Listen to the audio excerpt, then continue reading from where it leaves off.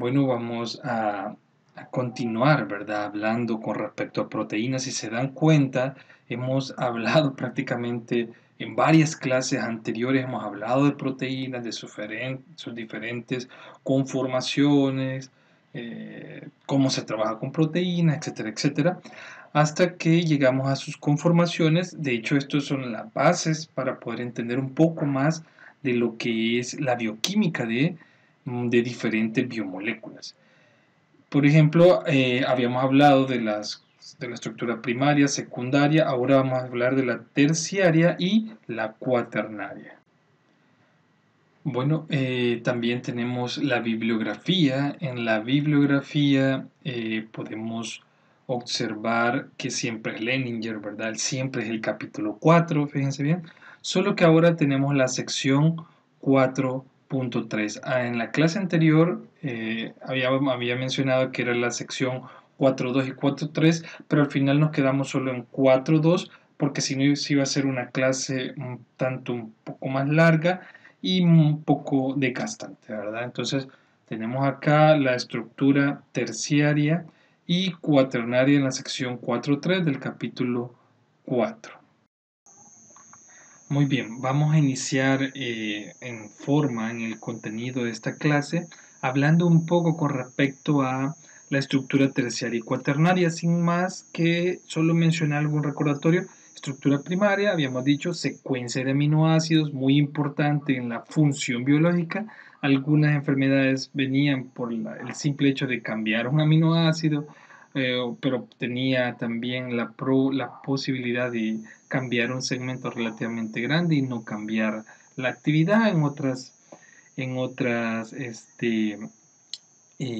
proteínas, ¿verdad? En algunas proteínas. Ahora, secundario, habíamos mencionado que es nada más que el ordenamiento espacial de los aminoácidos. Ya se nos forman varias conformaciones como la hélice alfa, la hoja plegada beta, ¿verdad? O conformación beta. Los giros en beta que daban la unión, ¿verdad? Muy, muy importantes, principalmente cuando unía una determinada estructura con otra, eh, una conformación con otra principalmente. Y cuando nosotros hablamos de estructuras terciarias y cuaternarias, una estructura ya terciaria, miren, menciona que lo que concentra, lo que mayormente vamos a definir es que es una disposición tridimensional global de todos los átomos de una proteína. O sea, ya contemplamos toda la disposición tridimensional de este átomo y por ende de todos estos residuos de aminoácidos unidos, y por ende ahí ya definimos que estamos frente a una proteína con estructura terciaria. Pero ¿cuándo entonces es una cuaternaria? Cuando se forman por dos o más cadenas polipeptídicas, las cuales ya están en conformación, que pueden tener estas conformaciones estructurales terciarias, que pueden ser idénticas o diferentes en la disposición, pero y también contemplando todo el plano tridimensional. Entonces ahí estamos en una estructura cuaternaria. Y para resumir quizás estructura terciaria, vemos toda la disposición tridimensional de todo el péptido, y cuaternaria tenemos dos o más péptidos tridimensionales unidos formando, eso ya es una estructura cuaternaria. Bueno, quizás una forma de clasificar las proteínas de acuerdo a la estructura general que éstas presentan, contemplando las estructuras terciarias y cuaternarias, podemos clasificarlas como proteínas fibrosas y proteínas globulares. Las proteínas globulares, estas van a presentar cadenas polipeptídicas, pero estas van a tener una forma tipo esférica.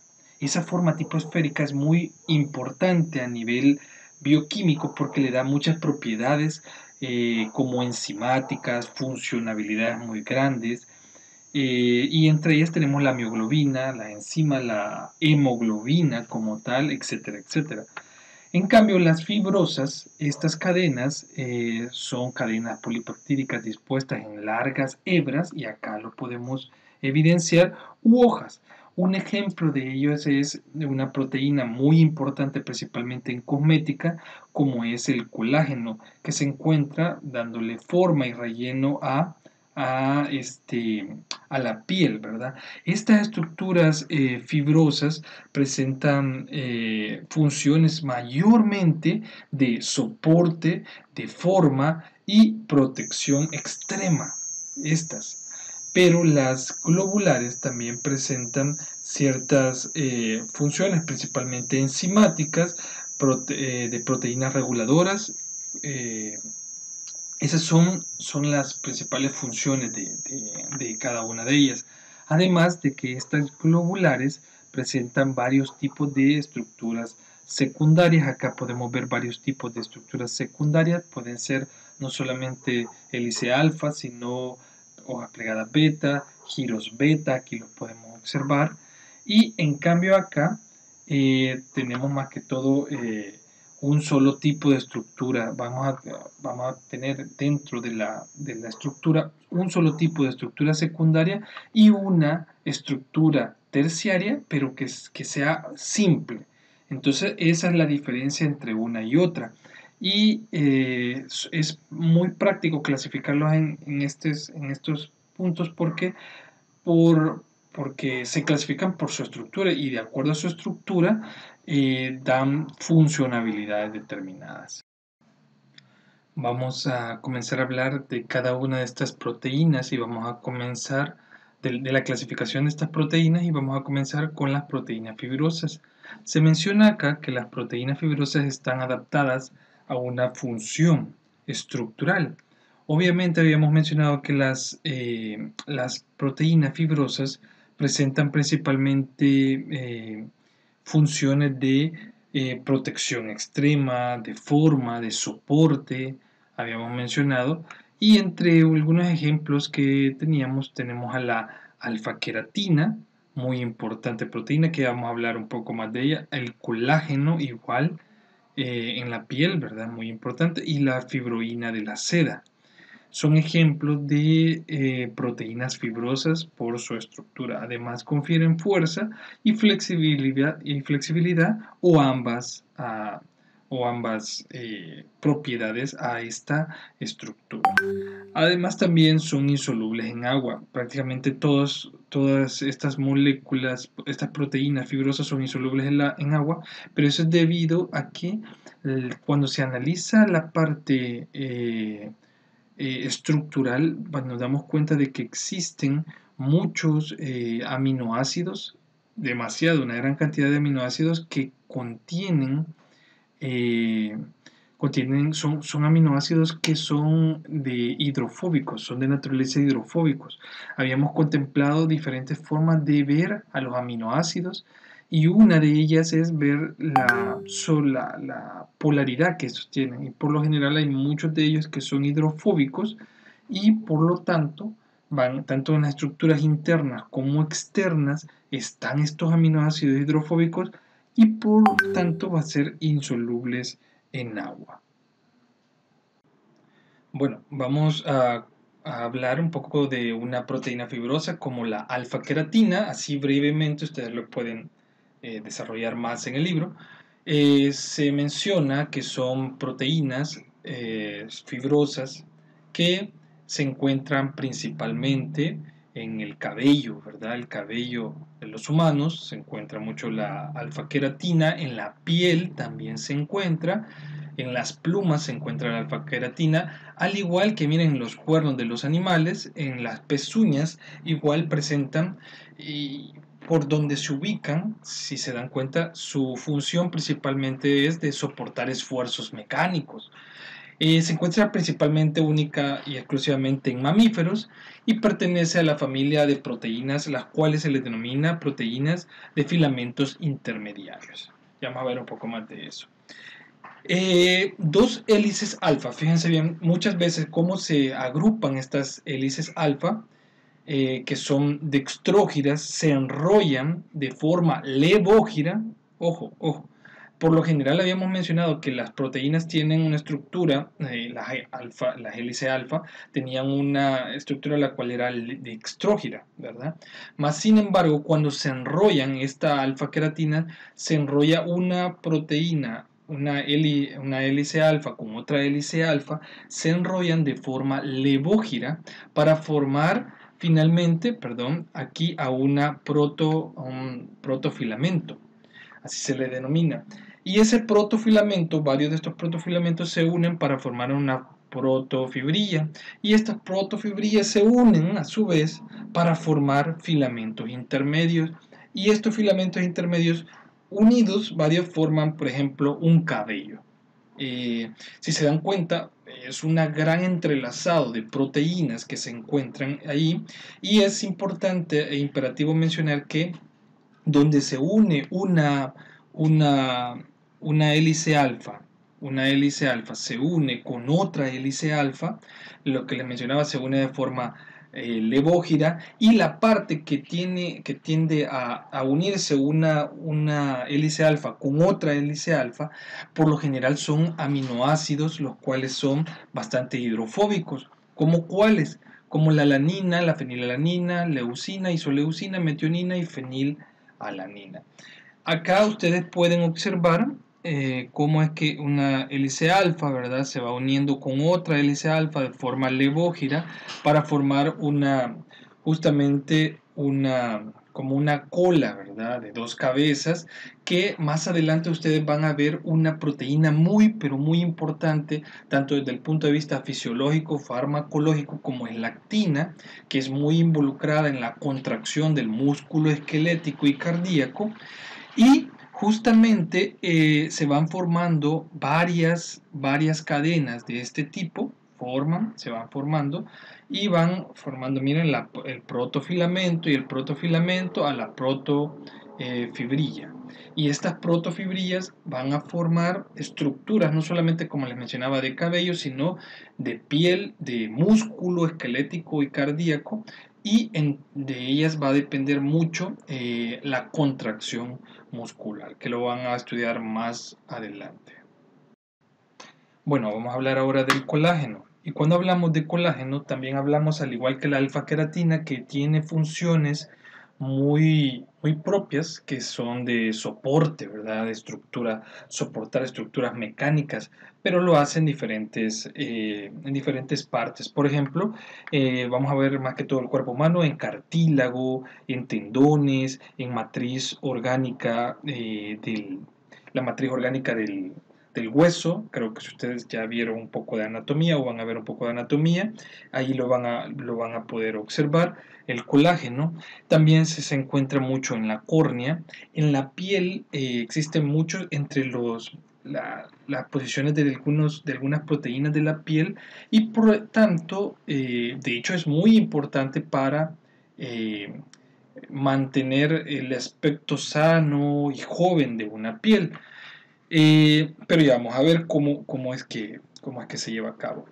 También es una estructura helicoidal única. Fíjense bien, es bien interesante, es una estructura secundaria única, es una estructura helicoidal única que presenta el colágeno. Por lo tanto, es muy interesante este tipo de proteína. Además, es levógira, fíjense bien, es levógira y tiene 3 aminoácidos por vuelta. Ya vamos a hablar también de esos 3 aminoácidos por vuelta, que por lo general siguen un patrón. Las estructuras superenrolladas, una estructura superenrollada, pero con estructuras terciarias y cuaternarias, las cuales son de ella distintas. Fíjense acá, esta imagen que tenemos acá arriba nos está representando específicamente un entrecruzado de fibras de colágeno, y se ha llegado a determinar que un diámetro, son tantas fibras de colágeno tan entrecruzadas, que tienen tanto esfuerzo mecánico que pueden soportar, que presentan mayor resistencia que un alambre de acero del mismo calibre, por ejemplo, que que las fibras de colágeno, que estas proteínas como tal. Normalmente les mencionaba también que tenían 3 aminoácidos por vuelta. Normalmente eso es lo que contiene una proteína de colágeno, el 35% de glicina, puede tener alanina, prolina y 4-hidroxiprolina, el cual no era un aminoácido no estándar. Si se recuerda, habíamos mencionado los estándares y los no estándares. Entonces, fíjense bien, acá tenemos un aminoácido el cual no es estándar. Lo normal, lo más común, pero no significa que siempre es así, es que sea una serie de glicina, prolina y 4-hidroxiprolina. Ese tipo de secuencia es la más típica. Acuérdense que el colágeno nosotros lo ocupamos mucho para preparados cosméticos y existen de calidades colágeno. Lo importante de saber seleccionar un colágeno es la síntesis de este colágeno o la extracción más de purificación de ese colágeno para poder obtener un colágeno de alta calidad y poder incorporarlo en los preparados farmacéuticos, que son los preparados cosméticos, que pueden ser muy ampliamente utilizados por la población. Este obviamente proporciona, por sus mismas propiedades mecánicas de soporte, etcétera, etcétera, proporciona inmediatamente eh, una estructura, ¿verdad?, de mayor extensión sobre la piel, o sea, como que la va a extender un poquito más, la va a hidratar más, va a hacer que la piel tenga un mejor aspecto, tanto en arrugas como en manchas, ¿verdad? O en lesiones que se ha tenido. Entonces, presenta muchas aplicaciones, pero lo que les mencionaba, esa unión de glicina, prolina y 4-hidroxiprolina es muy importante que se vaya dando, que de hecho es la repetición más común que tenemos. Bueno, también tenemos que las proteínas, ahora vamos a las proteínas más que todo globulares, ya dejamos atrás las fibrosas, como la que era el colágeno, la alfa-queratina, etcétera, etcétera. En las proteínas globulares, la diversidad estructural refleja la diversidad funcional. Qué es lo que representa esto? Por ejemplo, esta imagen representa una misma proteína que es la albúmina. Esa proteína, la albúmina, esta es la forma natural que ella se presenta. Es una forma estructural la cual presenta tipo como habíamos dicho, es una proteína la cual es globular, plegada, ¿verdad? Y enrollada, tendiendo a formar formas esféricas. Acá esta misma proteína se extiende de forma de conformación beta y observamos las dimensiones que ésta podría tener con respecto a una proteína en estado hélice alfa, y tenemos esta forma. Ahora, esta forma le provee también todas las funciones biológicas adecuadas para poder activarse, ya sea como sea una función enzimática, una función de proteína de transporte, proteína motora, una proteína como una inmunoglobulina que es de defensa, etcétera, etcétera. Entonces, la estructura, la forma como finalmente está plegada esa proteína va a depender mucho de la función que ésta tenga, porque esta secuencia es idéntica a esta secuencia y esta secuencia es igual a esta, pero como está plegada, ni esta presentan actividad. La única que presentaría una actividad biológica como tal sería esta, ¿verdad? O sea, la forma estructural como finalmente se va a presentar determina mucho la actividad. Bueno, en esta lámina lo que les quiero mostrar más que todo es que la mioglobina, una proteína reservorio de oxígeno muy importante, muy parecida a la hemoglobina, pero a la vez también muy diferente, se empezó a estudiar aproximadamente allá por 1950 con difracción de rayos X, elucidando la estructura de toda esta proteína, ¿verdad? Elucidándola, y encontramos que se encuentran en células mayormente que son células musculares. Si ustedes se dan cuenta, mientras más rojo es una carne, significa que tiene mayor contenido de mioglobina. El color de una carne que es rojo significa eso, que tiene mayor contenido de mioglobina. Por eso las ballenas, las focas, morsas, etcétera, que son animales de sumersión, de buceo, presentan esa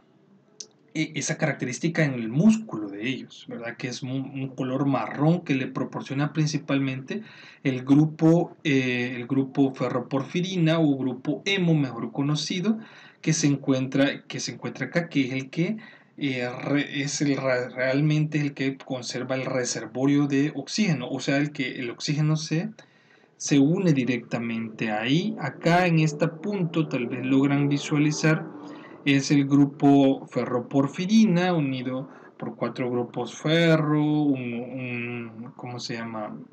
Perdón, cuatro grupos pirroles. Ahí después vamos a hablar un poco más de eso.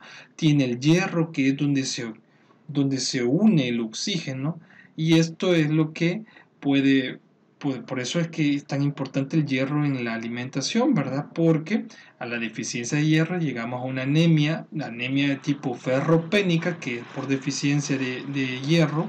Hay diferentes tipos de anemia, no solamente la ferropénica. Eh, Esta hemoglobina fue determinada que tenía 8 segmentos de hélice alfa. Miren, acá esta es una forma muy bonita de representarlo. El libro presenta diferentes formas de cómo representan esta mioglobina, pero esta es una de las formas más bonitas. Es 8 segmentos de hélice alfa conectados a través de giro beta, como anteriormente habíamos visto, y cada uno de estos segmentos puede variar. Algunos pueden tener los más amplios de 23 aminoácidos formando estos segmentos, o otros segmentos que solo pueden tener 7, ¿verdad? Las cuales presentan, todas son hélices alfa, las cuales son dextrógiras. O sea, ya saben cómo va a ir girando esa hélice alfa en sentido de las aguas de reloj. La distribución de los aminoácidos hidrofóbicos e hidrofílicos es por ubicación. ¿Qué significa esto? Que cuando analizamos a la molécula, todos los aminoácidos que están directamente por fuera son aminoácidos hidrofílicos, mientras que los aminoácidos que se encuentran internos, huyéndole al medio externo que es acuoso, se le denomina hidrofóbicos. Entonces, quizás eso es lo más importante. Más adelante vamos a estudiar directamente tanto la hemoglobina como la mioglobina como tal. Bueno, ya vimos un poco con respecto a cómo se estructuró las diferentes formas de las proteínas, o sea, cómo es que están configuradas las conformaciones estructurales tridimensionales que ellas tienen y todo, y vimos específicamente a la mioglobina, que fue la primera proteína que se estudió de esta forma. Ahora también tenemos que estudiarlas, pero desde el punto de vista como una estructura terciaria, ¿verdad? Por lo general las estructuras globulares terciarias son específicas y presentan una función biológica particular. O sea, habíamos mencionado que la mioglobina presentaba una estructura determinada, pero existen muchas otras proteínas terciarias que presentan otras estructuras que también son globulares, y cada una de ellas presenta una actividad biológica particular, ¿verdad? Pueden contener partes parecidas, pero presentan también estructuras muy, muy específicas unas respecto a otras, dependiendo de la actividad biológica que estas presentan. También tienen un plegamiento corto por la estructura que ellas mismas presentan. Las cadenas hidrofóbicas son internas y las cadenas hidrofílicas son externas. Obviamente los aminoácidos cuando se conforma la proteína, los aminoácidos que van a estar en contacto con el medio acuoso van a ser aminoácidos hidrofílicos, y los que no van a estar en contacto con el medio acuoso van a ser hidrofóbicos, los internos, ¿verdad? También mencionamos que existen estabilizaciones de las proteínas por interacciones débiles, ya llamémonos a estos principalmente las puentes de hidrógeno, interacciones electrostáticas, de atracción, de repulsión, etcétera, etcétera. También existen algunos términos importantes a tener en cuenta acá, como son el plegamiento motivo, ¿verdad?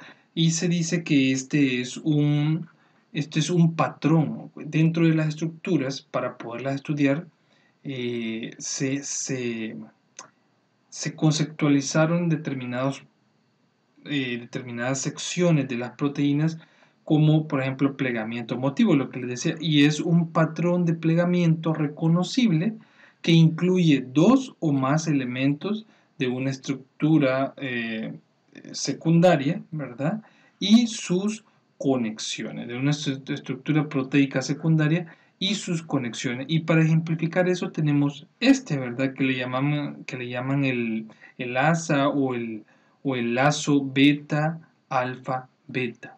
Si se dan cuenta, contiene una hélice alfa o una alfa hélice y dos cadenas de conformación beta, cadenas de conformación beta, y estos plegamientos pueden contener completamente a una proteína o unas secciones de cada una de ellas. O por lo general, motivo plegamiento se usa indistintamente, pero cuando es plegamiento, por lo general nos referimos a una estructura, a una porción de una estructura proteica un poco más amplia. Pero como les mencionaba, también eh, también está puede estar representada para una proteína entera. O sea, el plegamiento puede estar representado por una proteína entera. Quizás vamos a llegar hasta acá por motivos de tiempo y vamos a continuar en el siguiente video.